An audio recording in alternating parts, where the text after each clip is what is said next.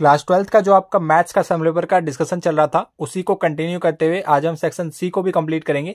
और जिन भी बच्चों ने सेक्शन ए और बी का डिस्कशन नहीं देखा है तो डिस्कशन में आपको कंप्लीट प्लेलिस्ट का लिंक मिल जाएगा, जहां पर से विजिट करके आप हर एक वीडियो को अच्छे से देख सकते हैं। तो चलिए इस वीडियो को स्टार्ट करते हैं। यहाँ पर जो आपका सेक्शन सी का फर्स्ट क्वेश्चन रहेगा वो है हमारे पास क्वेश्चन नंबर 26। तो यहाँ पर हमें बोला हुआ है if sine y is equal to x cos a plus y then show that dy over dx is equal to cos square a plus y divided by cos a. Also show that dy over dx is equal to cos a when x is equal to 0. तो सबसे पहले हम इसको prove करते हैं and इसके बाद हम इसको सॉल्व करेंगे, ठीक है। तो सबसे पहले हमारे पास जो यहाँ पर ओरिजिनल इक्वेशन है ना उसको यहाँ पर हम लिख लेते हैं। Sine y is equal to लिखा हुआ है हमारे पास cos x times cos a plus y, ठीक है। तो सबसे पहले इसको x के रिस्पेक्ट में डिफरेंशिएट करते हैं। यहां पर लिख देते हैं differentiate both side with respect to x। तो x के रिस्पेक्ट में हम दोनों साइड यहां पर डिफरेंशिएट कर देते हैं। तो यहां पर हमें मिलेगा साइन y का जो डिफरेंशिएशन होता है वो होता है हमारे पास cos y, और y का फर्दर डिफरेंशिएशन करेंगे तो dy ओवर dx आ जाएगा, ठीक है। इज इक्वल टू यहां पर हमारे पास लगेगा यहां पर प्रोडक्ट रूल। तो प्रोडक्ट रूल में सबसे पहले हम यहाँ पर x का डिफरेंशिएशन कर देते हैं और ये एग्जैक्टली लिख देते हैं। तो x का डिफरेंशिएशन 1 होता है और ये हो जाएगा मेरे पास cos a plus y, plus में हो जाएगा मेरे पास x एग्जैक्टली, और यहाँ पर हमारे पास cos a प्लस वाई, इसका डिफरेंशिएशन हमारे पास क्या हो जाएगा माइनस का साइन a प्लस वाई, और फर्दर यहाँ पर जो चेन रूल है वो लगेगा हमारे पास a प्लस वाई में। a प्लस वाई का डिफरेंशिएशन क्या हो जाएगा 0 plus dy over dx। a हमारे पास कांस्टेंट की तरह ट्रीट होगा और y का डिफरेंशिएशन dy ओवर dx, ठीक है। तो आई होप आप सभी को यहाँ तक समझ में आ गया होगा। अब है हमारे पास cos y is equal to cos y into dy over dx is equal to cos a plus y, और यहाँ पर आ जाएगा हमारे पास माइनस का निशान x times sine a plus y, और मल्टीप्लीकेशन में हमारे पास dy ओवर dx। अब dy ओवर dx यहाँ पे भी है और यहाँ पे भी है, तो इन दोनों को मैं एक साइड ले जाना चाहूंगा। तो यहां पर हो जाएगा मेरे पास cos y dy over dx, इसको भी हम लेफ्ट साइड ले आते हैं तो ये हो जाएगा मेरे पास x sine a plus y into में dy over dx is equal to cos a plus y. अब यहां पर से हमें dy ओवर dx कॉमन दिख रहा है तो ये हो जाएगा मेरे पास cos y प्लस में x sine a plus y, और मल्टीप्लीकेशन में हो जाएगा मेरे पास dy over dx is equal to cos a plus y, ठीक है। अब यहां पर इस वाले पूरे पार्ट को मैं इसके डिनोमिनेटर में भेजना चाहता हूं तो ये हो जाएगा मेरे पास dy over dx is equal to cos a plus y, denominator में हो जाएगा cos y प्लस में x sine a plus y, ठीक है। इस वाले पार्ट को मैं इसके डिनोमिनेटर में ले आया। अब यहां पर हमारे पास dy ओवर dx की हमारे पास ये वैल्यू आई है, बट अगर आपने क्वेश्चन को ढंग से पढ़ा है तो वहां पर हमें dy ओवर dx इसको इसके बराबर प्रूफ करने के लिए बोला गया था, ठीक है। तो यहां पर हमारे पास क्या अप्रोच रहनी चाहिए वो मैं आपको समझाता हूं। तो हमें यहाँ पर ना अब थोड़ी बहुत चीजें को ना यहाँ पर रिप्लेस करना होगा ताकि हमारे पास जो क्वेश्चन में बोला हुआ है उसके बराबर ये सारी चीजें आए, ठीक है। तो यहाँ पर हमारे पास अगर मैं ओरिजिनल इक्वेशन के हिसाब से देखूं जिसको हमने यहाँ पर डिफरेंशिएट किया वो था हमारे पास sine y is equal to x times cos a plus y, ठीक है। और हमें क्वेश्चन में बोला हुआ है कि किसके बराबर प्रूफ करना है dy ओवर dx को, ये प्रूफ करना है हमारे पास कॉस स्क्वायर ए प्लस वाई और डिवाइड बाय में हमारे पास कॉज ए। अगर मैं यहाँ पर कॉज ए प्लस वाई की यहाँ पर से मैं वैल्यू निकालना चाहूँ, ठीक है, तो जैसे ही हम यहाँ पर cos a प्लस वाई की वैल्यू निकालते हैं तो ये आ जाएगा मेरे पास sine of y divide by x, ठीक है। तो यहाँ पर जैसे ही आप इसका नोमिनेटर ये रखेंगे और इसके डिनोमिनेटर को थोड़ा सा सिंप्लीफाई करेंगे ना तो आपको ये एक्सप्रेशन मिल जाएगी, ठीक है। dy over dx is equal to cos square a plus y और डिवाइड बाय में cos a, ठीक है। ये वाली एक्सप्रेशन आपको मिल जाएगी। और इसके बाद हमें क्या करना था, हमें यहाँ पर ये भी शो करना था कि dy ओवर dx जो है cos a के बराबर है when x is equal to 0, ठीक है।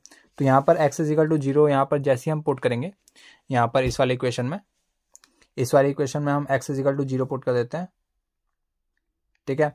जैसे यहाँ पर x इजिकल टू 0 पुट करेंगे तो हमें यहाँ पर से साइन y की क्या वैल्यू मिलेगी, ये पूरा एक्सप्रेशन 0 हो जाएगा और y की वैल्यूज हमें मिल रही होगी 0 डिग्री, ठीक है। तो इस वैल्यू को हम यहाँ पर पुट करते हैं, dy ओवर dx की जो हमें यहाँ पर वैल्यू मिली थी, ये थी हमारे पास cos a प्लस वाई, और y की जगह पे हमें यहाँ पर 0 पुट करना है, तो ये हो जाएगा मेरे पास cos a प्लस 0, और डिनोमिनेटर में हो जाएगा cos y की वैल्यू होगी हमारे पास 1 प्लस, और यहाँ पर 0 रखना है, ठीक है, क्योंकि x इजिकल टू 0 है, तो ये पूरा एक्सप्रेशन 0 हो जाएगा।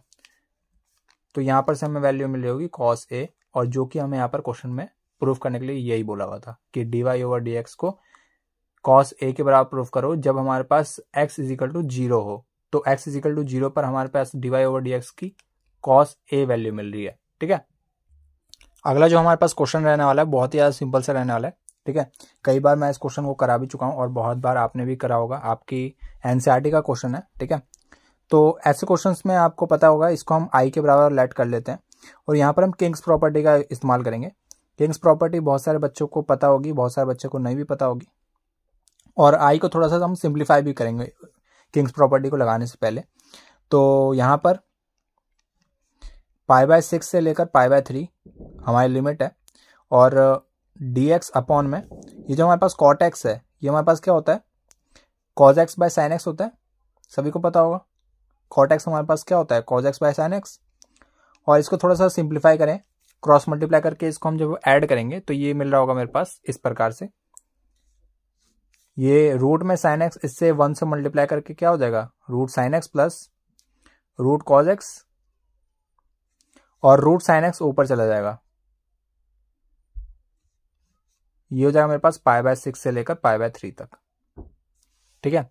तो यहां पर से अब हम किंग्स प्रॉपर्टी का इस्तेमाल करेंगे और यहां पर हो जाएगा मेरे पास π/6 से लेकर π/3। π/6 और π/3 का जो एडिशन होता है वो क्या होता है, π/2 होता है। तो अंडर रूट में साइन π/2 माइनस एक्स, ये होता है मेरे पास cos x, ठीक है। साइन 90 माइनस थीटा होता है मेरे पास cos थीटा, और cos 90 माइनस थीटा होता है मेरे पास sin थीटा। ऐसे ही हमारे पास साइन 90 माइनस थीटा क्या हो जाएगा, cos थीटा यानी कि cos x। ऐसे ही cos x की जगह पे हो जाएगा मेरे पास रूट में sin x, ठीक है। अब इसको मान लेते हैं इक्वेशन नंबर 1, इसको मान लेते हैं इक्वेशन नंबर 2, दोनों को ऐड कर देते हैं। Finally adding these two equations, equation number 1 and equation number 2, then we will get 2i is equal to π/6 to π/3। इसका जो डिनोमिनेटर है, सॉरी इसका जो नोमिनेटर है वो है हमारे पास रूट cos x, इसका जो नोमिनेटर है वो है हमारे पास रूट sin x, ठीक है। तो इन दोनों का जो नोमिनेटर है वो ऊपर आ जाएगा और इन दोनों का जो डिनोमिनेटर है वो सेम है।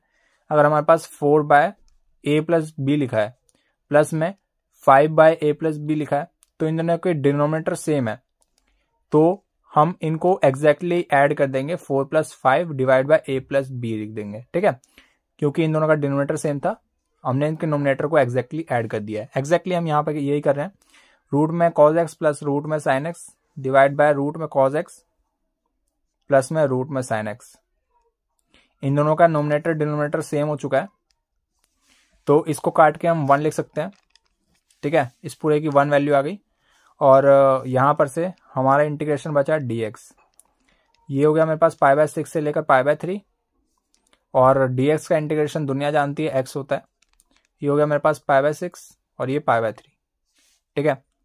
इसको हम थोड़ा सा सिंप्लीफाई कर लेते हैं, π/3 माइनस π/6 जो कि होता है मेरे पास क्या, π/6, और याद रहे ये 2i की वैल्यू है, बट आपको रिपोर्ट कौन सी वैल्यू करनी थी, i, आपको i वाली वैल्यू रिपोर्ट करनी थी, तो हमने यहाँ पर अभी 2i निकाला है। अभी i की वैल्यू क्या आ जाएगी, यहाँ पे से i आ जाएगा हमारे पास π/12, π/12 आपके पास यहाँ पर इसका राइट आंसर रहने वाला है, ठीक है। ये आपके पास इसका आंसर है। उम्मीद है आपको ये क्वेश्चन समझ में आया होगा, बहुत ही सिंपल सा क्वेश्चन था, ठीक है। अगले क्वेश्चन की तरफ बढ़ते हैं। यहाँ पर जो हमारे पास अगला क्वेश्चन है वो है हमारे पास क्वेश्चन नंबर 28, और ये बहुत ज़्यादा सिंपल सा क्वेश्चन है। अगर आप इसको ग्राफ से करना चाहते हो तो मैं आपको ग्राफ से भी करा दूंगा, और इसका जो रियलिस्टिक अप्रोच है वो भी मैं आपको बता देता हूँ। सबसे पहले इसको हम ग्राफ से समझते हैं। तो ग्राफ से समझने से लिए ग्राफ को समझने के लिए हम यहाँ पर क्या करेंगे, सबसे पहले आपको ये पता होना चाहिए कि मॉड एक्स का जो आपके पास ग्राफ बनता है वो कैसे बनता है। तो ये हमारे पास एक्स एक्सिस है। अगर मैं यहाँ पर मॉड एक्स का ग्राफ बना रहा हूँ तो हमारे पास कुछ इस प्रकार का बनता है। ये हो जाएगा मेरे पास वाई एक्सिस। सबसे पहले ये देखेंगे कि एक्स 0 कब हो रहा है, तो एक्स जो है 0 कब हो रहा है, ये हो रहा है हमारे पास ओरिजिन पे, ठीक है। तो यहाँ पर से एक वी शेप में आपके पास ये मॉडुलस एक्स का जो है ग्राफ बनता है, और यहाँ पर होता है आपके पास माइनस एक्स, और ये होता है आपके पास प्लस एक्स, ठीक है। और जो भी मान लो यहाँ पर लिमिट दिया है -2 से +2, तो यहाँ पर से -2 कोई यहाँ पर लाई करेगा, यहाँ पर -2 लाई करेगा, और यहाँ पर से +2 लाई करेगा, ठीक है। इसके बीच का जो आपका ये एरिया होता है, यही आपके पास इस वाले इंटीग्रेशन का भी यही आंसर आएगा, ठीक है। ऐसे ही हम ये वाली अप्रोच इसमें लगाते हैं तो बहुत ही सिंपल सा हमारे पास क्वेश्चन हो जाएगा। सबसे पहले ये देखते हैं कि x + 2 ये 0 कब होगा। जैसे कि हमने यहाँ पर देखा था कि x 0 कब हो रहा है, x 0 हो रहा है 0 पर, और यहाँ पर x + 2 यहाँ पर 0 कब होगा, जब हमारे पास x की क्या वैल्यू होगी -2, तो x की वैल्यू -2 पर ये जो है 0 हो रहा है हमारा ग्राफ, ये वाला जो मॉडुलस फंक्शन है ये 0 हो रहा है, ठीक है। इसके लिए हम ग्राफ ड्रॉ कर लेते हैं इस प्रकार से, और यहां पर से ये हमारे पास 0 हो रहा है -2 पर, तो यहाँ पर -2, ठीक है। और ये वी शेप में कुछ आपके पास यहाँ पर ग्राफ मिल रहा होगा, यहाँ पर ऐसे करके, ठीक है।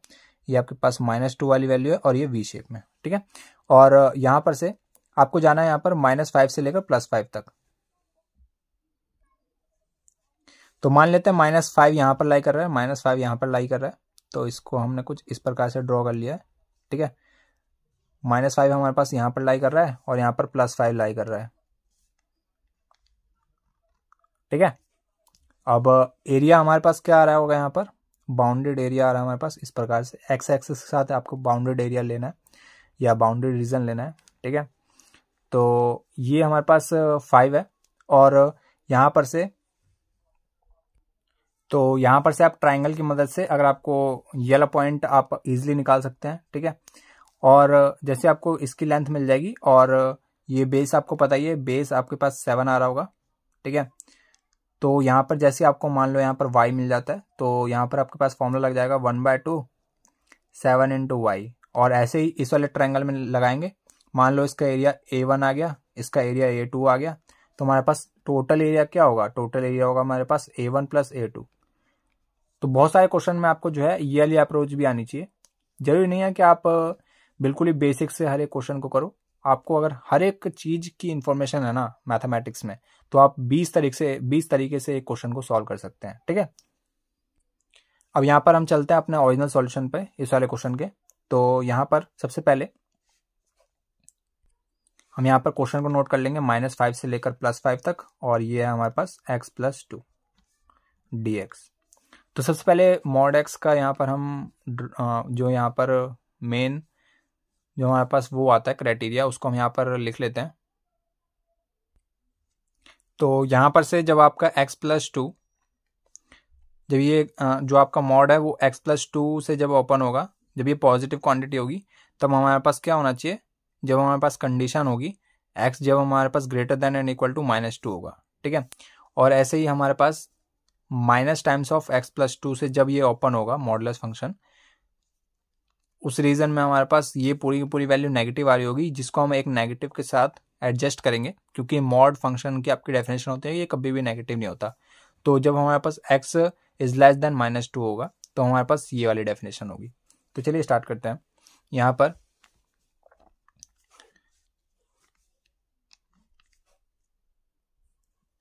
-5 से लेकर -2 तक, ठीक है। और यहाँ पर हमारे पास जो ये ओपन होगा, ये मॉडुलस फंक्शन है, ये नेगेटिव के साथ ओपन होगा, क्योंकि इस रीजन में ये नेगेटिव है, जैसे कि हमने यहाँ पर भी देखा है कि इस रीजन में ये नेगेटिव है। तो यहाँ पर ये नेगेटिव निशान के साथ एक ओपन होगा, ठीक है। और इस तरफ की बात करें तो ये x + 2 आ रहा होगा, ठीक है। और प्लस में अब दूसरा जो ब्रेक, ये जो यहाँ पर ब्रेक हो रहा है वो -2 पे ब्रेक हो रहा है, और अगला जो जाएगा हमारे पास 5 तक जाएगा। तो -2 से बड़े के लिए हमारे पास ये वाली वैल्यू है, तो मतलब यहाँ पर से ये पॉजिटिव वाली वैल्यू है। ठीक है, तो बस अब आपको इसको सॉल्व करना है, बाकी आपके सामने इसका आंसर है। यहाँ पर हम इस नेगेटिव निशान को एडजस्ट करने के लिए इसके लिमिट को हम ऊपर नीचे कर सकते हैं, ये प्रॉपर्टी है। -2 से -5 हो जाएगी आपकी ये लिमिट्स, और ये हो जाएगा x+2 dx प्लस में -2 से लेकर 5 तक, और ये हो जाएगा x+2 dx। बस सिंपल सा क्वेश्चन है। यहाँ पर से हो गया मेरे पास x² डिवाइड बाय 2 प्लस में ये हो जाएगा मेरे पास 2x, और लिमिट है मेरे पास -2 से लेकर -5 प्लस में ये हो जाएगा x² डिवाइड बाय 2 प्लस में 2x, और लिमिट हो जाएगी -2 से लेकर +5 तक। अब -5 को यहाँ पर पुट करेंगे तो ये आ जाएगा मेरे पास 25/2, और ये आ जाएगा मेरे पास -10, और एक नेगेटिव निशान और आएगा, ये जाएगा मेरे पास 4/2, तो 2 आ जाएगा। यहाँ पर आ जाएगा मेरे पास -4 प्लस में ये हो जाएगा मेरे पास 25/2 प्लस में 10, और माइनस का निशान के साथ -2 पुट करते हैं तो ये आ जाएगा मेरे पास 2, और ये आ जाएगा मेरे पास -4। ठीक है, ये हो गया मेरे पास 25/2, और यहाँ से भी एक 25/2, यहाँ पर हो गया मेरे पास -10, और ये हो गया मेरे पास -2, -2 के सामने एक नेगेटिव निशान है तो ये +2 हो जाएगा। ठीक है, और ये हो जाएगा मेरे पास +10, और ये हो जाएगा मेरे पास -2 और एक +2, तो -10 से -10 गया, +10 से -10 गया, और ये हो गया मेरे पास 4 प्लस में 25/2 ये हो जाएगा मेरे पास 25। ठीक है, तो ओवरऑल हमारे पास जो आंसर आ रहा है वो आ रहा है हमारे पास 29, तो 29 हमारे पास इसका राइट आंसर है। ठीक है, 29th क्वेश्चन में आपको यहाँ पर बोला गया है कि आपको इस वाले डिफरेंशियल इक्वेशन को आपको यहाँ पर सॉल्व करके बताना है। तो ऐसे क्वेश्चन में आपको बता देना चाहता हूँ, मान लो यहाँ पर कोई सा भी यहाँ पर आपके पास ट्रिग्नोमेट्रिक फंक्शन है, मैंने मान लिया यहाँ पर कॉट है, कॉट के अंदर मान लो यहाँ पर लिखा हुआ है आपके पास y/x, या लिखा हुआ है आपके पास x/y, या इसके अलावा हमारे पास लिखा हुआ है e⁻x/y या e⁻y/x। तो ऐसे क्वेश्चन में आपको जनरली क्या करना होता है ना, y/x को आप t मान लो, ठीक है, या x/y को आप t मान लो। ठीक है, ऐसी कंडीशंस में आपको यही करना होता है डिफरेंशियल इक्वेशन में। ठीक है, तो ये आपकी अप्रोच रहने वाली है। ऐसे हमारे पास इस वाले ट्रिग्नोमेट्रिक फंक्शन में cos y/x लिखा हुआ है, और यहाँ पे भी cos y/x लिखा हुआ है। तो हम यहाँ पर क्या कर रहे हैं ना, cos के अंदर जो y/x है इसको मैं t मान रहा हूँ। Let y/x is equal to मैं t, और मैंने y/x को जब मैंने t माना है तो यहाँ पर दोनों साइड मुझे क्या करना होगा, डिफरेंशिएशन करना होगा। तो dy/dx इज इक्वल टू, यहाँ पर से प्रोडक्ट रूल लगेगा, तो यहाँ पर हो जाएगा मेरे पास सबसे पहले t प्लस में x dt/dx। हमने यहाँ पर दोनों साइड क्या किया है, x के रिस्पेक्ट में डिफरेंशिएट किया है। तो यहाँ पर इसको पुट कर देते हैं, यहाँ पर हो जाएगा मेरे पास x इंटू कॉस t, और ये हो जाएगा मेरे पास dy/dx की जगह पे हो जाएगा मेरे पास t plus x dt/dx is equal to y, और y की जगह पे मैं एक्स टी भी लिख सकता हूँ, क्योंकि मैंने यहाँ पर मान रखा है कि y जो है एक्स टी के बराबर है। तो ये हो जाएगा मेरे पास x t into cos t plus में x। ठीक है, अब यहाँ पर x कॉस टी को मैं इसके डिनोमिनेटर में लाना चाहता हूँ राइट हैंड साइड पे, तो t plus x dt/dx is equal to, यहाँ पर से मैंने x कॉमन ले लिया, ये हो गया मेरे पास t कॉस टी प्लस में 1 डिवाइड बाय, ये हो गया मेरे पास x कॉस टी, x से x कैंसिल हो गया, और यहाँ पर हो गया मेरे पास t cos T divide by cos t plus में 1/cos t। ठीक है, आई होप अभी तक आपको सारी की सारी चीजें समझ में आई होंगी। आगे बढ़ते हैं, यहाँ पर है हमारे पास t plus x dt/dx is equal to, ये कट के हो जाएगा मेरे पास t प्लस 1/cos t। अब यहाँ पर भी प्लस का t है, और इक्वल टू के उस साइड भी t है, तो ये दोनों कैंसिल होके 0 हो जाएंगे, और यहाँ पर है हमारे पास x dt/dx is equal to 1/cos t, और 1/cos t को मैं लिख सकता हूँ sec t। ठीक है, तो यहाँ पर क्रॉस मल्टीप्लाई कर देते हैं, यहाँ पर dt बट्टे sec t हो जाएगा is equal to dx by x। Differential equation बहुत ही ज़्यादा इजी चैप्टर है। अगर आपने इसको अच्छे से अपने वश में कर लिया, मतलब हर एक क्वेश्चन को अगर आप कर पा रहे हो, तो बहुत ही ईजिली स्कोर करना हो जाता है आपके पेपर में। इसका अप्रॉक्सीमेटली 5 मार्क्स का वेटेज होता है आपके पेपर में, ठीक है। तो यहाँ पर से आप इसको ईजिली स्कोर भी कर सकते हो। यहाँ पर दोनों साइड मैंने इंटीग्रेशन कर दिया, तो यहाँ पर हो जाएगा मेरे पास sec t ऊपर जाएगा तो cos t dt is equal to dx by x।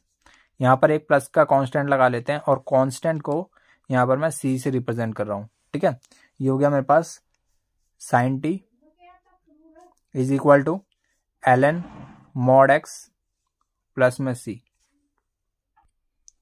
और इसको मैं एक तरीके से और लिख सकता हूँ ln mod x c, ठीक है। और यहाँ पर है हमारे पास ln mod x c, तो यहाँ पर चला जाएगा तो e की power sin t is equal to x c. अब हमें एक काम और करना होगा कि यहाँ पर ना t को रिप्लेस करना है, तो e की पावर साइन के अंदर हो जाएगा मेरे पास t की जगह पे हो जाएगा y बाय एक्स, ठीक है। तो दिस इज आवर आंसर, ठीक है। ये हमारे पास क्वेश्चन का आंसर होगा। तो बहुत ही सिंपल सा क्वेश्चन था। उम्मीद है आप सभी को ये वाला क्वेश्चन समझ में आया होगा, ठीक है। बस हमने यहाँ पर कुछ भी नहीं किया है। स्टार्टिंग में अगर आपने ढंग से देखा हो तो मैंने आपको एक चीज़ बताया कि यहाँ पर अगर आपको किसी भी ट्रिग्नोमेट्रिक फंक्शन के अंदर आपको y बाय एक्स दिख रहा है, या आपको यहाँ पर x बाय वाई दिख रहा है, या अगर आपको एक्सपोनेंशियल फंक्शन में आपको x बाय वाई दिख रहा है या y बाय एक्स दिख रहा है, तो आपको ऐसे में कुछ नहीं करना होता। y बाय एक्स को t मान लो या x बाय वाई को t मान लो। इसको जैसे ही आप पुट करोगे सारी की सारी चीज़ें स्मूथली सॉल्व होती हुई चली जाएंगी। तो अगले क्वेश्चन की तरफ बढ़ते हैं। एक आपका 29 का पार्ट 2 भी है। यहाँ पर हमारे पास find the particular solution of the differential equation dy over dx plus y cot x is equal to 2x plus x square into cot x, ठीक है। तो बहुत ही ज़्यादा सिंपल सा क्वेश्चन है। यहाँ पर हमें क्या बोला हुआ है कि हमारे पास एक डिफरेंशियल इक्वेशन है जिसका आपको यहाँ पर पर्टिकुलर इक्वेशन फाइंड करना है, पर्टिकुलर सॉल्यूशन फाइंड करना है। व्हेन आपके पास जब y इज इक्वल टू 0 हो, और यहाँ पर आपको ये भी कंडीशन दी है कि आपके पास जब x is equal to pi by 2 होगा ना, तो आपके पास y की वैल्यू 0 है। तो बहुत ही ज़्यादा सिंपल सा क्वेश्चन है। पर्टिकुलर सॉल्यूशन फाइंड करना है, तो मतलब आपको यहाँ पर से एक आइडिया लग गया होगा कि यहाँ पर आपको जो है एक कांस्टेंट जो आता है ना इस डिफरेंशियल इक्वेशन में, उसको आपको यहाँ पर से हटाना है, ठीक है। तो उसको हटाने के लिए आपको यहाँ पर ये कंडीशन दे रखी है, और यहाँ पर आपको अगर ध्यान से दिख रहा हो तो ये आपका एक लीनियर इक्वेशन है, ठीक है, लीनियर डिफरेंशियल इक्वेशन है। तो लीनियर डिफरेंशियल इक्वेशन है, तो यहाँ पर से हमारे पास जो इंटीग्रेटिंग फैक्टर होगा, आई एफ से रिप्रेजेंट कर रहा हूँ, और ये हो जाएगा मेरे पास ई की पावर में, यहाँ पर जो हमारे पास y के साथ जो लिखा रहता है ना, वो होता है मेरे पास इंटीग्रेटिंग फैक्टर। तो इंटीग्रेटिंग फैक्टर के लिए हमें क्या करना होता है, ई की पावर में जो भी यहाँ पर y के बगल में लिखा हुआ है कॉट एक्स, मान लो यहाँ पर एफ ऑफ एक्स लिखा हुआ होता है, तो यहाँ पर से मैं लिख दूंगा ई की पावर इंटीग्रेशन में एफ ऑफ एक्स, बट यहाँ पर लिखा हुआ है कॉट एक्स, तो यहाँ पर लिख दिया मैंने कॉट एक्स डी एक्स, ठीक है। और अगर यहाँ पर y है तो यहाँ पर भी y होगा, अगर यहाँ पर x है तो यहाँ पर भी x होगा। इस प्रकार से आपको ध्यान रखना होता है। अब यहाँ पर e की पावर कॉट x का जो इंटीग्रेशन होता है वो होता है मेरे पास ln mod sin x। बहुत सारे बच्चों को ना यहाँ पर फॉर्मूले भी याद नहीं होते हैं, तो आपको अगर जो आपके स्टैंडर्ड इंटीग्रेशन के जो यहाँ पर फॉर्मूलाज हैं उनको अगर आपने याद नहीं किया तो आपको वो सारी चीज़ें यहाँ पर याद करनी होगी, क्योंकि उसके बिना तो क्वेश्चन नहीं हो पाएगा, ठीक है। तो यहाँ पर हमारे पास कॉट एक्स का जो इंटीग्रेशन होता है वो होता है मेरे पास ln mod sin x, ठीक है। अब यहाँ पर से इसको थोड़ा सा हम सिंप्लीफाई करें तो ये sin x नीचे आ जाएगा और ln के अंदर चला जाएगा e, और ln e हमारे पास क्या होता है 1, तो ये ओवरऑल हमारे पास sin x वैल्यू आ रही होगी। तो अब मैं इस वाले इक्वेशन का जो है, इस वाले डिफरेंशियल इक्वेशन का मैं यहाँ पर सॉल्यूशन लिखने जा रहा हूँ। तो ये हो जाएगा मेरे पास y into integrating factor is equal to integration of, यहाँ पर मैंने मान लिया कि ये qx लिखा हुआ है, ठीक है। तो इसके साथ मल्टीप्लाई कर देते हैं हम इंटीग्रेटिंग फैक्टर इंटू dx और प्लस में एक कांस्टेंट लगा देते हैं, ठीक है। ये हो गया मेरे पास इंटीग्रेटिंग फैक्टर की वैल्यू आई मेरे पास sin x is equal to, ये वाला जो फंक्शन है वो है हमारे पास 2x प्लस में x square into cot x, ठीक है। और इंटीग्रेटिंग फैक्टर है हमारे पास sine x d x plus में सी, ठीक है। y साइन एक्स हो जाएगा is equal to sine x का यहाँ पर हम मल्टीप्लीकेशन कर देते हैं, तो ये हो जाएगा हमारे पास 2x sine x d x plus में x square cos x, cot x की जब हम यहाँ पर मल्टीप्लाई करेंगे किससे, साइन एक्स से, तो हमारे पास क्या आ जाएगा यहाँ पर, ये आ जाएगा मेरे पास कॉज एक्स आ जाएगा। तो यहाँ पर मैंने लिख दिया cos x into d x, यहाँ पर लगा दिया मैंने इंटीग्रेशन प्लस में सी। अब यहाँ पर जो है ना हमें बाय पार्ट्स का इस्तेमाल करना है, ठीक है। बाय पार्ट्स का इस्तेमाल करना है, ये मुझे कैसे पता लगा, यहाँ पर आपको दिख रहा होगा कि यहाँ पर x square into cos x है, तो ऐसा कोई तो हमने इंटीग्रेशन नहीं पढ़ा अभी तक, तो हमें यहाँ पर बाय पार्ट्स का इस्तेमाल करना पड़ेगा, ठीक है। अब मैं यहाँ पर बाय पार्ट्स क्यों लगा रहा हूँ, क्योंकि यहाँ पर मुझे कुछ ऐसा दिख रहा है ना जो कि आपको भी यहाँ पर दिखना चाहिए, ठीक है। यहाँ पर जो है ना x square into cos x है, तो यहाँ पर एक्स स्क्वायर का जो मुझे डिफ्रेंशिएशन दिख रहा है वो दिख रहा है 2x, ठीक है, जो कि 2x यहाँ पे भी लिखा है, ठीक है। तो इसका इस्तेमाल हम यहाँ पर करेंगे, बाय पार्ट्स का इस्तेमाल करते हैं यहाँ पर। तो एक्स स्क्वायर एग्जैक्टली यहाँ पर एग्जैक्टली सेम रहेगा, और यहाँ पर हो जाएगा मेरे पास integration of cos x d x minus में integration of d x into x square, मतलब यहाँ पर एक्स स्क्वायर का डिफ्रेंसिएशन करना है, और integration of cos x d x, और फिर अगेन इस पूरे का आपको यहाँ पर इंटीग्रेशन करना है एक्स के रिस्पेक्ट में, ठीक है।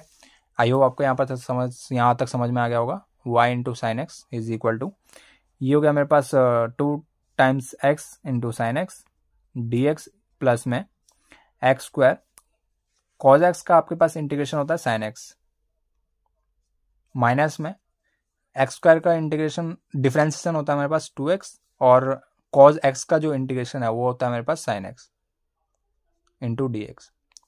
अब आपको दिख रहा होगा कि यहाँ पर इस वाली क्वांटिटी से ये वाली क्वांटिटी कैंसिल हो रही है, क्योंकि ये माइनस किया है और ये यहाँ पर प्लस किया है, तो ये दोनों आपस में कैंसिल हो जाएगी, और प्लस में कांस्टेंट, ठीक है। अब हमारे पास बचा क्या है, y इंटू साइन एक्स बचा है is equal to x square sine x plus में c बचा है, ठीक है। अब यहाँ पर आपको पर्टिकुलर सॉल्यूशन फाइंड करना था, बट इसको कहते हैं हम जनरल सॉल्यूशन। अब पर्टिकुलर सॉल्यूशन क्या होगा, उसमें हमारे पास c की जगह पे कोई वैल्यू होगी, जैसे कि मान लो 2 वैल्यू होगी, 3 वैल्यू होगी, 4 वैल्यू होगी, इस प्रकार से आपकी वैल्यूज होंगी। तो हमें यहाँ पर बोला हुआ था कि x इज इक्वल टू π/2 है और y इज इक्वल टू 0 है, इसीलिए आपको ये दोनों वैल्यूज दिए ताकि आप इसका पर्टिकुलर सॉल्यूशन फाइंड करें। इसकी वजह से आपको मिलेगा पर्टिकुलर सॉल्यूशन, इसकी मदद से मिल सकता है आपको यहाँ पर कौन सा पर्टिकुलर सॉल्यूशन, ठीक है, जिससे वजह से यहाँ पर आपको c की वैल्यू मिलेगी। तो x is equal to π/2 put करते हैं, तो y इंटू साइन π/2 जिसकी वैल्यू होती है 1 इज इक्वल टू, यहाँ पर हो जाएगा मेरे पास π²/2 साइन π/2 प्लस में c, और यहाँ पर y की वैल्यू हमारे पास 0 है, तो इसकी वैल्यू 0 इंटू समथिंग, तो ये वैल्यू आती है 0, ये हो जाएगा मेरे पास π² का स्क्वायर, तो ये हो जाएगा मेरे पास 4 इंटू 1 प्लस में c, तो यहाँ पर से मुझे c वैल्यू मिल जाएगी क्या, -π²/4, तो -π²/4 is the value of your constant. अब इसको हम यहाँ पर पुट कर देते हैं जनरल इक्वेशन में, तो यहाँ पर से हो जाएगा y sine x is equal to x square sine x plus में, या आपको यहाँ पर कांस्टेंट की वैल्यू पुट करनी थी जो यहाँ पर है हमारे पास -π²/4। तो this is the solution of your differential equation, और इसको कहते हैं हम पर्टिकुलर सॉल्यूशन, क्योंकि यहाँ पर कोई भी आपका किसी भी प्रकार का इंटीग्रेशन का कांस्टेंट प्रेजेंट नहीं है। तो this is the particular solution of this differential equation, particular solution of this differential equation. तो यहाँ पर जो आपके पास नेक्स्ट क्वेश्चन है वो है आपके पास यहाँ पर आपको डिस्टेंस फाइंड करना है बिटवीन टू लाइंस। ये आपके पास दो लाइंस हैं और यहाँ पर आपको ध्यान देना होगा कि यहाँ पर जो इनकी डायरेक्शन है वो सेम है, ठीक है। तो यहाँ पर हमारे पास जो फॉर्मूला अप्लाई होगा वो कौन सा होगा, शॉर्टेस्ट डिस्टेंस का आपके पास फॉर्मूला पता होना चाहिए।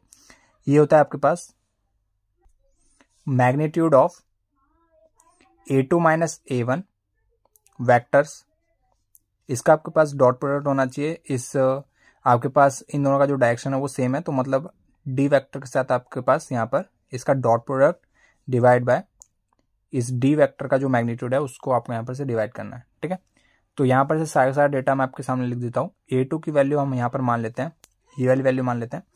ये हो जाएगा मेरे पास 3,3,-5 और यहाँ पर से जो A1 है वो हो जाएगा मेरे पास 1,2,-4, ठीक है। हमें फाइंड करना था A2 माइनस A1, तो ये हो जाएगा मेरे पास 3 में से 1 गया, ये बचा मेरे पास 2, 3 में से 2 गया, ये बचा मेरे पास 1, -5 में से -4 गया, तो ये बचा मेरे पास -1, ठीक है। अब यहाँ पर से शॉर्टेस्ट डिस्टेंस हमें फाइंड करना था, तो ये हो जाएगा मेरे पास A2 माइनस A1 मिल गया मेरे पास 2,1, -1 और डी वेक्टर हमारे पास क्या है 2,3,6 और इसी का मैग्नीट्यूड लेना है। तो इसका मैग्नीट्यूड क्या हो जाएगा, 2 का स्क्वायर 4, 3 का स्क्वायर 9, 6 का स्क्वायर 36, ठीक है। शॉर्टेस्ट डिस्टेंस हमें यहाँ पर मिल जाएगा। ये हो गया मेरे पास 4, 2 2 जा 4, प्लस में 3 और माइनस में 6, 4 3 और -6, ठीक है। और अपॉन में यहाँ पर जो हमारे पास ये वैल्यू आएगी वो आएगी मेरे पास अंडर रूट में 49, तो 49 का रूट होता है 7। ये हो गया 7 - 1, 1/7 आ जाएगा। इतने यूनिट्स जो है आपके पास ये इन दोनों लाइंस के बीच में डिस्टेंस होगा। तो उम्मीद है आप सभी को जो ये वाला 30 वाला क्वेश्चन है ये समझ में आया होगा। इसमें बस आपको फॉर्मूला को अप्लाई करना था और इसके बाद ये स्मूथली आपके पास क्वेश्चन का सॉल्यूशन आपके सामने लिखा हुआ है, ठीक है। 31 क्वेश्चन की बात करें तो ये भी बहुत ज़्यादा सिंपल सा क्वेश्चन है। यहाँ पर आपके पास दो फंक्शंस हैं और इनकी भी पावर कुछ ना कुछ है और यहाँ पर आपको dy/dx फाइंड करना है, ठीक है। तो ये ऐसे क्वेश्चन में हम क्या करते हैं, यहाँ पर इसको मान लिया मैंने w, इसको मान लिया मैंने u मान लिया, ठीक है। तो y = w + u और अगर मुझे dy/dx फाइंड करना है तो ये मुझे कैसे मिलेगा, dw/dx + du/dx और यहाँ पर से w = में क्या है, w = में x टाइम्स x की पावर sin x और पैरेलल में यहाँ पर u = क्या है, sin x की पावर x। दोनों साइड लॉग ले लेते हैं, taking log both side. Log w = ये हो जाएगा मेरे पास log x और इसकी पावर जितनी भी है वो नीचे आ जाएगी, लॉग की ये प्रॉपर्टी होती है।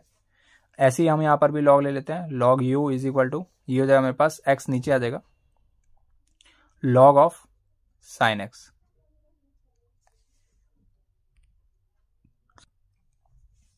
अब डिफरेंशिएट कर देते हैं both side with respect to x, तो 1/w dw/dx हो जाएगा = यहाँ पर इसका डिफरेंशिएशन करते हैं तो यहाँ पर प्रोडक्ट रूल लगेगा। ये हो जाएगा मेरे पास sin x/x प्लस में यहाँ पर हो जाएगा मेरे पास log x × cos x। यहाँ पर से हो जाएगा मेरे पास 1/u du/dx = इसका डिफरेंशिएशन किया तो ये हो जाएगा मेरे पास log sin x प्लस में x times x by sin x, log sin x का डिफरेंशिएशन क्या होगा 1/sin x × cos x और du/dx = u उधर चला जाएगा तो ये हो जाएगा मेरे पास sin x की पावर x, u उधर मल्टीप्लाई होगा तो ये हो जाएगा log sin x प्लस में x times cos x / sin x, ठीक है। और यहाँ पर से हो जाएगा dw/dx = w उधर मल्टीप्लाई हो जाएगा तो ये आ जाएगा मेरे पास x की पावर sin x इंटू में sin x/x प्लस में cos x log x। तो इसको अब हम यहाँ पे पुट कर देते हैं। हमें फाइंड करना था dy/dx और इसकी वैल्यू थी dw/dx। तो मतलब इसको यहाँ पर लिख देते हैं x की पावर sin x/x प्लस में cos x log x और प्लस में हो जाएगा मेरे पास du/dx। तो ये हो जाएगा मेरे पास sin x की पावर x इंटू में log sin x प्लस में x cot x। तो ये हमारे पास इस क्वेश्चन का आंसर हो जाएगा। तो जितने भी क्वेश्चन मैंने आपको ये कराए हैं ये सारे सारे सेक्शन सी के क्वेश्चन है, ठीक है। और उम्मीद है आप सभी को ये सारे क्वेश्चन समझ में आए होंगे। और इसकी नेक्स्ट वीडियो में हम सेक्शन डी और सेक्शन ई का सॉल्यूशन करेंगे। तो आई होप आप सभी को ये सारी वीडियोस जो हैं वो अच्छी लग रही होंगी। नेक्स्ट वीडियो में मिलते हैं किसी नए टॉपिक के साथ, तब तक के लिए जय हिंद जय भारत।